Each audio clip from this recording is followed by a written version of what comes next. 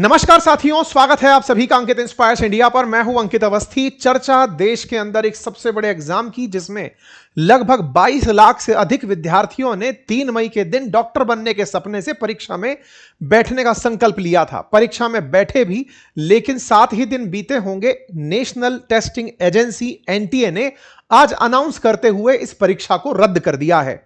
रद्द करने के कारण में नीट पेपर का लीक होना पाया गया है।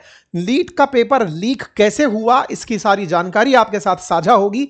एनटीए ने परीक्षा को रद्द किया, लेकिन इसके अंदर मेजर चैलेंजेस क्या हैं, क्या होगा उन विद्यार्थियों का जो उन्होंने इतने अच्छे अंक प्राप्त कर लिए थे, भविष्य के अंदर इस परीक्षा को कब आयोजित कराया जाएगा, दोबारा फीस लगेगी या नहीं लगेगी, कौन आखिर इसके पीछे जिम्मेदार है, पेपर लीक कैसे हुआ, पेपर लीक के पीछे कौन कौन जिम्मेदार है, क्या कोई गिरफ्तारी हुई है या नहीं हुई है, और आफ्टर ऑल ये एनटीए कर क्या रहा है।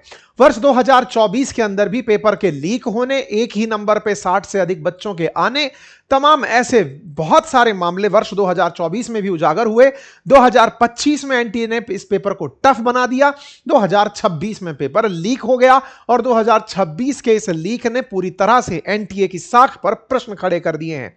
आइए आज के सेशन में जिक्र करते हैं इस पेपर के लीक होने के पीछे जिम्मेदार उस क्वेश्चन बैंक के, जिस क्वेश्चन बैंक से 140 क्वेश्चन हुबहू इस प्रैक्टिस बैंक के अंदर क्वेश्चन से हुबहू पेपर में निकल आए, जिसके चलते इस परीक्षा को कैंसिल करार दे दिया गया है।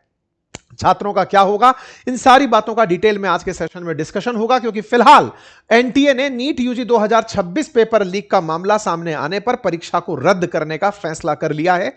जो परीक्षा में बैठे छात्र थे, उन्हें नीट यूजी 2026 के तहत ही दोबारा परीक्षा में बैठने का मौका दिया जाएगा, जिसका ऐलान जल्दी ही होगा। हेडलाइन है, national testing agency with the approval of government of India has decided to cancel NEET UG 2026। ये नीट यूजी 2026 मतलब क्या है? ये वो परीक्षा जिसके माध्यम से जो बैचलर्स डिग्री है डॉक्टरी की, उसमें एडमिशन की परीक्षा करवाई जाती है। देश में आयोजित इस परीक्षा को पेन पेपर से आयोजित करवाया जाता है, यानी कि ओएमआर के गोले भरवाकर इस परीक्षा का आयोजन कराया जाता है।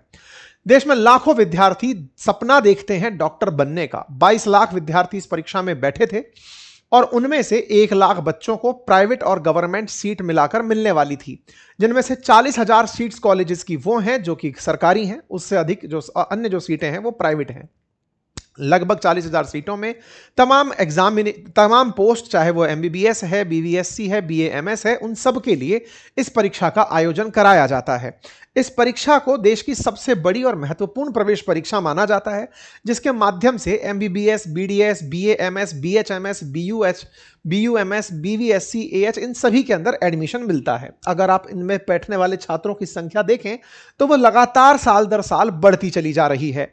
वर्ष 2025 में जहां इस परीक्षा में 22 लाख विद्यार्थी अपीयर हुए थे, इस साल 22.7 लाख बच्चों के इस परीक्षा में अपीयर होने की जानकारी निकल कर आई। 96.92%, यानी कि जिसने फॉर्म भरा ऑलमोस्ट हर बच्चा परीक्षा में बैठने गया। यह परीक्षा 2 पारियों में आयोजित हुई। 22,75,000 बच्चों ने फॉर्म भरा, 22,05,000 बच्चे एग्जाम देने गए, और यह पारी दोपहर 2 बजे और शाम 5 बजे 2 पारियों के अंदर इस परीक्षा का आयोजन हुआ। दुनिया भर के अंदर, यानी कि भारत के बाहर भी इसके इंटरनेशनल लोकेशन पर भी सेंटर आए थे। 5,500 सेंटर्स पर इस परीक्षा का आयोजन हुआ। 551 शहरों के अंदर इस परीक्षा का आयोजन कराया गया था, यानी कि इन शहरों में तमाम सेंटर्स पर इस परीक्षा का आयोजन कराया गया, और इस परीक्षा का आयोजन 3 मई को हुआ। इसके लिए बकायदा एनटीए ने बड़ी सुरक्षा इंतजामात किए बताए, जिसमें कहा गया कि प्रश्न पत्र पर जीपीएस वाली गाड़ियों को, प्रश्न पत्र को जीपीएस वाली गाड़ियों से भेजा गया है, वाटर मार्क लगाकर भेजा गया है। शांतिपूर्वक कराने के लिए बायोमेट्रिक चेकिंग की व्यवस्था रखी गई है, 5G जैमर की व्यवस्था रखी गई है, और इस तरीके से इस परीक्षा को आयोजित कराने का एनटीए ने दंभ भरा था कि हमने इसे बहुत अच्छे से परीक्षा को आयोजित करवाया है। छात्रों की जांच पड़ताल प्रॉपर तरीके से की गई, इस तरह की तस्वीरें बाहर आई।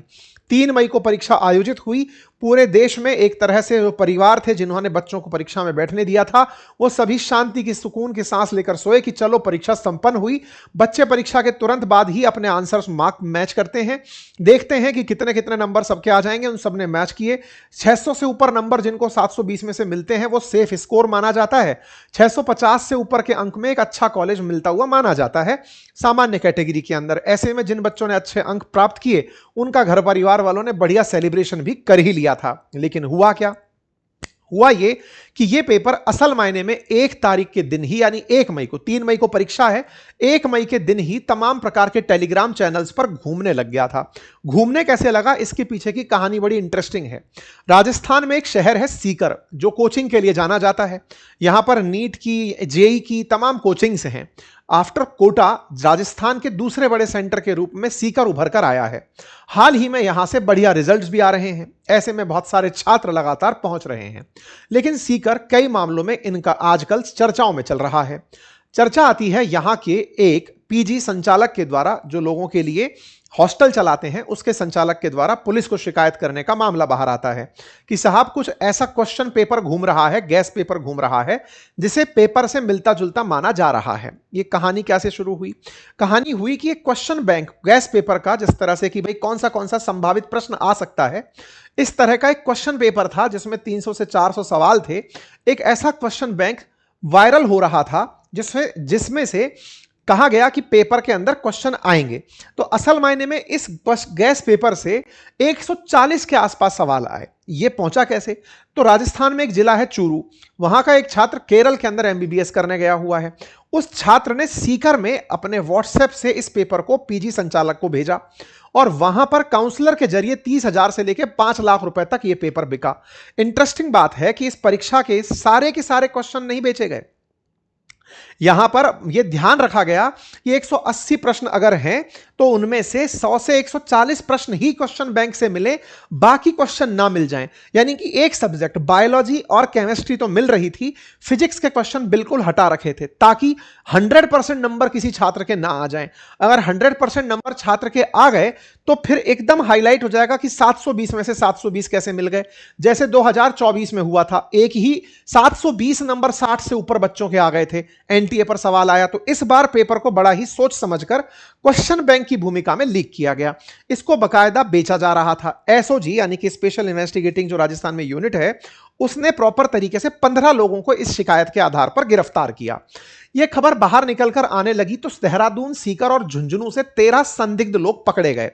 धीरे धीरे यह चीज बड़ी बनती चली गई कि आफ्टर ऑल इतनी ज्यादा सटीक तरीके से सुरक्षा व्यवस्था जब एनटीए ने की थी, सब तरह की व्यवस्थाएं थी, पेपर चेक, प्रिंटिंग प्रेस से लेकर के सेंटर तक पहुंचने की सारी व्यवस्थाएं थी। तो आफ्टर ऑल इसमें सेंधमारी कैसे लगी? कैसे यह हुआ कि परीक्षा से 2 दिन पहले ही 600 नंबर के सवाल छात्रों को मिल गए? ये एक बड़े सवाल के रूप में निकलने शुरू हुए। 180 सवाल आने थे, 150 सवाल हुबहू नीट में अगर आ गए तो ये हुआ कैसे? और समझदारी इतनी कि सारे क्वेश्चन सामने वाले ने नहीं डाले, नहीं तो पता चले टॉपर की संख्या इतनी आ जाती कि बाद में पकड़े जाते। इस बात की चर्चा धीरे धीरे सोशल मीडिया पर आने लगी। ये वैसी बात है जिसने पेपर नहीं दिया, पेपर के आने के बाद कुछ लोगों ने देखा होगा कि यार इसका तो सिलेक्शन हो रहा है, हम भी देख लेते तो बढ़िया रहता। ऐसे करके ये पीजी संचालक के द्वारा धीरे से बाहर निकल के आई। जब ये बाहर बात निकल करके आई तो यहीं से 1 मई की इस घटना के बाद में यह बात धीरे धीरे सोशल मीडिया पर फैलना शुरू हुई।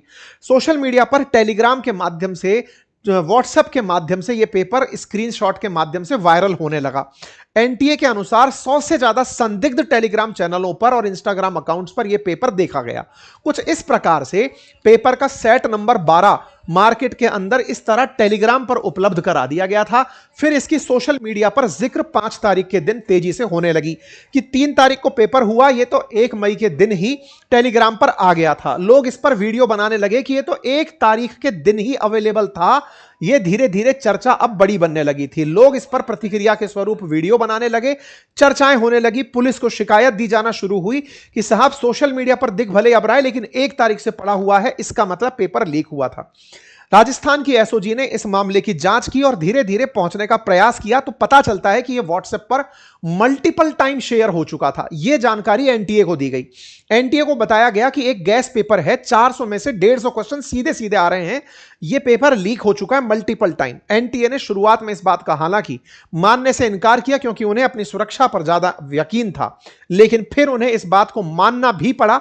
परिणाम यह निकलकर आया कि इस मानने के बाद में इस परीक्षा को एनटीए को रद्द करने के लिए विचार करना पड़ा। इस मामले को अब सीबीआई को सौंप दिया गया। कुल मिलाकर के इस पेपर के अंदर पूरी तरह से नकल हो रही थी। पेपर पूरी तरह से बाहर आ चुका था। बायोलॉजी के 90 और केमिस्ट्री के 35 सवाल तो सीधे सीधे आ रहे थे। एसओजी ने 11 मई को जयपुर से किसी मनीष नाम के शख्स को पकड़ा। पेपर छपने से पहले सवाल लीक करने के उसको मास्टरमाइंड के रूप में माना जा रहा है। चेक किया जा रहा है कि इसने आफ्टर ऑल ये कहां से निकाला था, प्रिंटिंग से लेकर मतलब कैसे ये पेपर पहुंचा, अब ये अपने आप में एक बड़ा सवाल है और इसी को ही अब देखा जा रहा है। ऐसा ही एक मामला सॉल्वर गैंग का भी नालंदा के अंदर बिहार में 4 मई को पकड़ा गया। कुछ पेपर सॉल्वर 60-60 लाख रुपए में एक सीट के लिए डील करके बैठे थे। नालंदा पुलिस ने 7 लोगों को हिरासत में लिया जो लग्जरी गाड़ियों में बैठकर दूसरे की जगह पेपर देकर परीक्षा को पास कराने का प्रयास कर रहे थे। कुल मिलाकर ऐसी गिरफ्तारियां शहर में, देश में और भी कई जगह हुई। एनटीए ने, नेशनल टेस्टिंग एजेंसी ने पहले तो इसके अंदर कहा कि कोई ऐसा मामला नहीं है, फर्जी है, सारा की सारा मामला, अफवाहों से बचने की सलाह दी। लेकिन फिर एनटीए खुद अपनी तरफ से यह बात कहते हुए बाहर आई कि हमने सरकार से डिस्कशन किया और सरकार से डिस्कशन के बाद हम परीक्षा को रद्द करते हैं। छात्रों को हुई असुविधा में हम उनसे दोबारा फीस नहीं लेंगे, परीक्षा का पुनः आयोजन कराया जाएगा। छात्रों का गुस्सा फूट पड़ा। छात्रों का गुस्सा फूट पड़ा कि आफ्टर ऑल एनटीए इतनी लापरवाही कैसे कर सकता है। 2024 की लापरवाही अभी निकली ही नहीं थी। 2024 में जहां एक नंबर पर इतने बच्चे थे, वहीं उसके अंदर स्केलिंग का इशू था, उसके अंदर एक सेंटर पर पेपर लीक होने का इशू था। बिहार के एक सेंटर पर बड़ी मात्रा में लीक होने की खबरें आई थी। मामला सुप्रीम कोर्ट तक पहुंचा था। छात्रों का भविष्य 4-4 महीने तक अधर झूल में लटका रहा था। फाइनली सुप्रीम कोर्ट ने कुछ पर्टिकुलर क्षेत्रों में पेपर दोबारा करवाने की राहत देकर बाकी छात्रों को कॉलेज आवंटित होने दिया था। 2025 में एनटीए ने अपने परिपाटी को तोड़ते हुए इतना टफ पेपर दे दिया कि लो बेटा करके दिखाओ। 2026 के अंदर पेपर लीक हो जाता है। छात्रों का पूरी तरह एनटीए पर सवाल खड़ा होता है कि आफ्टर ऑल आपसे यह पेपर लीक क्यों हो रहा है। जब इस बारे के अंदर तह तक जाया गया तो पता चला कि 2024 में ही सुप्रीम कोर्ट के कहने पर राधाकृष्णन आयोग बनाया गया था। राधाकृष्णन आयोग ने रिकमेंडेशन दिया था कि इस परीक्षा को ऑनलाइन आयोजित किया जाना चाहिए। जब यह परीक्षा प्रिंटिंग प्रेस पर जा रही है, पेपर प्रिंटिंग प्रेस पर जा रहा है, सेंटर्स पर पेपर ट्रांसफर हो रहा है, तो कहीं ना कहीं उसके अंदर माल फंक्शनिंग हो रही है। ऐसे में इस पेपर को ऑनलाइन आयोजित करवाया जाना चाहिए। एनटीए का तर्क था कि 22 लाख विद्यार्थियों को एक बार में ऑनलाइन सेंटर आवंटित करना मुश्किल है, तो इसके बारे में भी तर्क दिया गया कि इस परीक्षा को साल में 2 बार आयोजित करवा लिया जाए, जैसे जेईई मेंस का एग्जाम साल में 2 बार होता है। फिर इसके पीछे तर्क दिया गया कि साहब हम 2 बार में आयोजित करा करके एडमिशंस के अंदर दिक्कत खड़ी कर देंगे। फिर इसके ऊपर तर्क दिया गया कि कम से कम आप एक ही बार में करवाएं तो अलग अलग दिनों में करा लें। यह देश वो है जो एक देश एक चुनाव एक बार में कराने की सोचता है, लोकसभा और विधानसभा के, और उसके लिए ईवीएम के लिए खरीद की बातें की जाती हैं। छात्रों का भविष्य अंधकार में है। केवल 22 लाख बच्चों की बात नहीं, 1 करोड़ लोग सीधे प्रभावित होते हैं, और 1 करोड़ ही नहीं, उनसे अप्रत्यक्ष रूप से उनके साथ हॉस्टल वाले, कोचिंग वाले, मैस वाले, ऑटो रिक्शा वाले, सभी लोग, पूरी अर्थव्यवस्था है जो इसकी वजह से प्रभावित होती है। नीट 2024 से सबक ना लेने पर और 2026 में इस तरह की गलतियां हो जाने पर छात्रों का गुस्सा एनटीए पर फूट रहा है। सरकार से प्रश्न उठ रहे हैं कि यह नीट स्कैम फिर से कैसे हो रहा है। आफ्टर ऑल कौन मिला हुआ है, किसके अंदर माल फंक्शनिंग हो रखी है, कौन इसमें आफ्टर ऑल मिला हुआ है। और तो और 2021 में भी कुछ इस तरह का ही मसला पहले उजागर हुआ था। 2026 में फाइनली एनटीए ने इसको कैंसिल किया है। इस पर अपोजिशन हमलावर हुआ। अपोजिशन ने सरकार के 10 साल में 89 पेपर लीक होने पर सवाल उठाए। राहुल गांधी जी ने कहा कि नीट का पेपर लीक होना असल में नीलामी जैसा है। ऐसे ही कांग्रेस के मेन हैंडल से इस पर तमाम प्रश्न उठाए गए। राजस्थान में अशोक गहलोत जी द्वारा, गोविंद डोटासरा, सचिन पायलट, इन सभी के द्वारा अपनी अपनी प्रतिक्रियाएं आई, क्योंकि राजस्थान में सबसे पहले इस बात का पता चला। राजस्थान के सीकर का नाम इसमें सबसे ज्यादा आया। सीकर का एक चीज में नाम और आ रहा है, और वो ये कि सीकर के सेंटर से जो बच्चों का सिलेक्शन रेशो है, वो 650 से अधिक नंबर पाने वालों की संख्या पूरे देश के अन्य सेंटर्स के औसत से अधिक है। ऐसे ही 600 से अधिक अंक पाने वालों की जो संख्या है, वो भी सीकर के सेंटर्स पर अधिक है। ऐसे में विचार इस बात पर हो कि कहीं सीकर के अंदर कोई ऐसी गैंग तो सक्रिय नहीं है जो इस तरह का काम कर रही है। फाइनली अभी के लिए एनटीए के द्वारा कहा गया है कि अब आपकी फीस वापस होगी, दोबारा रजिस्ट्रेशन नहीं करना होगा, परीक्षा आप लोगों की प्रॉपर तरीके से आयोजित करवा दी जाएगी। कुल मिलाकर के अब कानून के ऊपर बात टिकी है कि आफ्टर ऑल वो लोग कौन हैं जिन्हें भय नहीं है। तो भय के लिए असल में जिम्मेदार होते हैं कानून, जो लोगों में भय भरते हैं। लेकिन सरकार के द्वारा एंटी पेपर लीक जो कानून बनाया गया, उसमें 3 साल की सजा का प्रावधान था, जिससे किसी को डर नहीं था। पेपर लीक लीक करने में जो लोग जिम्मेदार हैं उन्हें 5 से लेकर 10 साल तक की सजा का प्रावधान किया गया था।